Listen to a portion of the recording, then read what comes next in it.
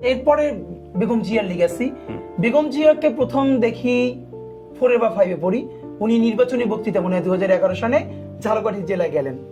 তো আমি তো নলছিটি বাসা, আমার উপজেলায়, ওনারে আমার দেখতেই হবে, কিন্তু বাড়ি থেকে যাইতে দিবে না।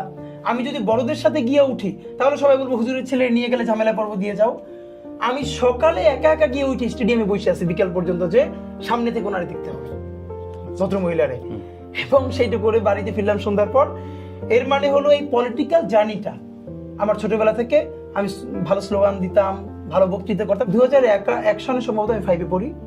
আমার এলাকায় যিনি বিএনপির প্রার্থী, উনি ওনার নির্বাচনী প্রচারণায় আমি প্রথম বক্তৃতা করলাম। মানে হইলো আমার এলাকায় সবাই যেহেতু জানে আমি ভালো স্লোগান দিয়ে বক্তৃতা করি, সবাই ধরে উঠে দিল হাদি হুজুরের ছেলে, ও কথা বলবে। এবং এত ভালো হইছে, আমার মনে আছে ওই আমলে উনি বেশ কিছু টাকা গিফট দিলেন আমারে।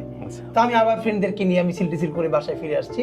তো ওই যে নির্বাচন অথবা ইলেকশন পলিটিক্স, এই পুরো জার্নিটা মানে যখন থেকে বুঝি, মানে তখন থেকে এটার সাথে